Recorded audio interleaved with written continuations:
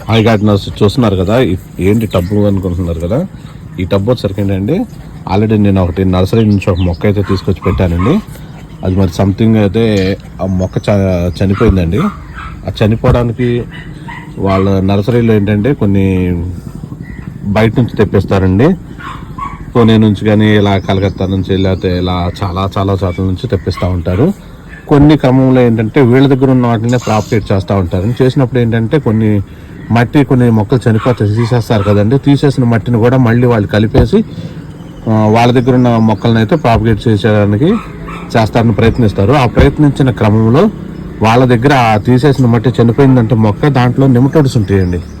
ఆ నెమటోడ్స్ ఉన్న మొక్కలని వేరే మొక్క ప్రాపగేట్ చేస్తారు. దాంట్లో ఉన్నవన్నీ కూడా మరి ఇప్పుడు కొత్త మొక్కకు వచ్చేస్తాయండి. కొంతకాలం దాకా ఉంటుంది. తర్వాత నెమటోడ్స్ ఎక్కువైపోయిన తర్వాత అది మనకి లోపల ఉంటాయి కాబట్టి తెలియవు. మామూలుగా అన్ని మొక్కలాగా ట్రీట్ చేస్తాం వాటిని. అది కొన్ని రోజులు ఉన్న తర్వాత నుంచి ఇలాగా మొక్క మొత్తం చనిపోయి ఆ మొక్కనైతే తీసేయాల్సి వచ్చిందండి. తీసేసిన తర్వాత నేనేం చేస్తానంటే ప్రతిసారి తీసేసి పడేసిన తర్వాత ఆ సాయిల్ మొత్తం కూడా బాగా ఎండబెట్టేస్తాను. లేదు ఎక్కువ మట్టి అనుకుంటే మాత్రం తీసి మొత్తం పడేస్తాను నేను.